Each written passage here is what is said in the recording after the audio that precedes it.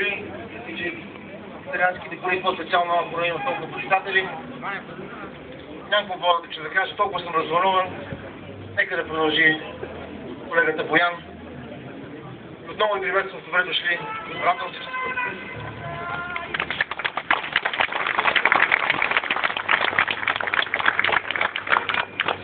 За нас е удоволствие да дадем думата на негово превъзходителство Стефано Банацо, посланник на Италия в България.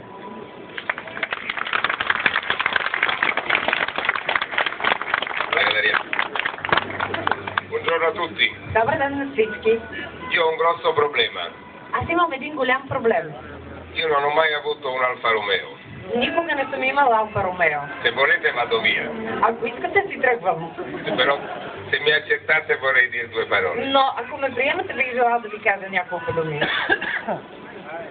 Io so che essere alfisti è una religione. Знам, че да бъде човек алфист, това е религия. E quindi non è un po' di pioggia che ci manderà via. Така че малко дъжд не е в състояние да ни прогони. Ma complimenti veramente. Intanto al mio amico Mutavciev che ha organizzato questo raduno in così poco tempo. Но наистина сърдечни поздравления на всички, на моя приятел господин Мутавчиев, който успя да организира това събиране за толкова кратко време. A tutti voi che siete venuti da tutta la Bulgaria a vedere dalle targhe. А за всички вас, които сте дошли от цяла България, като гледам номерата, Ma soprattutto per il fatto che credete in un prodotto veramente italiano, но най-вече заради това, че вие вярвате в един истински италиански продукт, che a differenza di tanti altri prodotti, e non faccio nomi, è capace di risvegliare e di mantenere sogni. който за разлика от много други продукти, няма да изброявам имена, е наистина в състояние да поддържа интереса и да събужда мечтите. Io spero che questo sia solo il primo di una lunga serie di raduni con sempre più alfisti e sempre più sole. Надявам се това да бъде първото от серия събрания с все по-голям брой алфисти и все повече слънце. E complimenti per aver avuto l'idea anche di fare il giro all'interno della città di Sofia.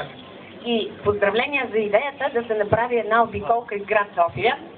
E siccome faccio l'ambasciatore d'Italia devo anche fare il mio lavoro, quindi devo dire di comprare il prodotto italiano. И тъй като съм посланник на Италия, трябва да върша и работата си, да ви предложа да закупите италиански продукт.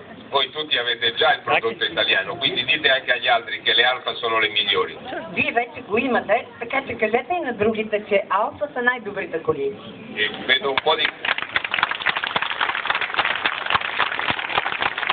un po' di concorrenza da Ferrari anche. А виждам малко конкуренция от Ферари също. Anche Ferrari potete comprare, non è un problema. Може да закупите и Ферари, не е проблем. E persino al Maserati. Дори и Мазерати. Signori, buona giornata. Signore e signori, grazie, auguri e alla prossima volta ci saremo e ho già promesso il mio appoggio. Госпожи и господа, благодаря ви, пожелавам ви хубав ден. Следващия път ще бъдем и ние, аз вече обещах моята подкрепа. Grazie, Благодаря ви.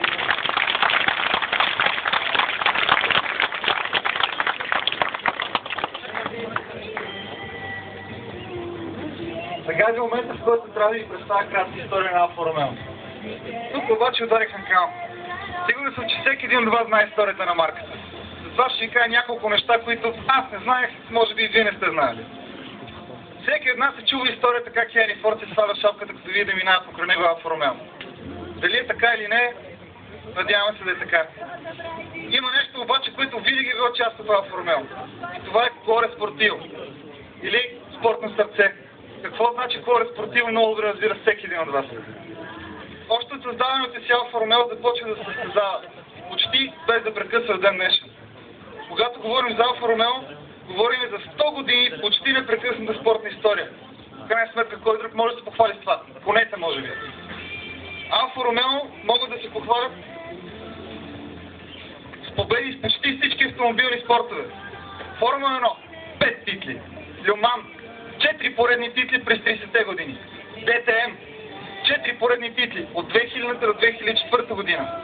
Марката се е побеждала в световния рали шампионат. Във Формула 3 единствено състезание, в което Алфа Ромео участва няма победа, е Индикар. Марката се свърза с един от най-значимите имена в моторните спортове изобщо. Енцо Ферари започва кариерата си като пилот, а по-късно и като менеджер в отбора на Алфа Ромео. Скудерия Ферари всъщност е първото име на спортния отбор на Алфа Ромео. И познатото на всеки един от нас е червено конче за първи път се е половил върху автомобил на Алфа Ромео. Други свързани с марката имена са Хуан Мануел Фанджо, Тесио Новолари, Марио Андрети, Ники Лауда. Прословутия болид вентилатор на Браво от Формула 1 на Бърни Еклъстън също се Алфа Ромео.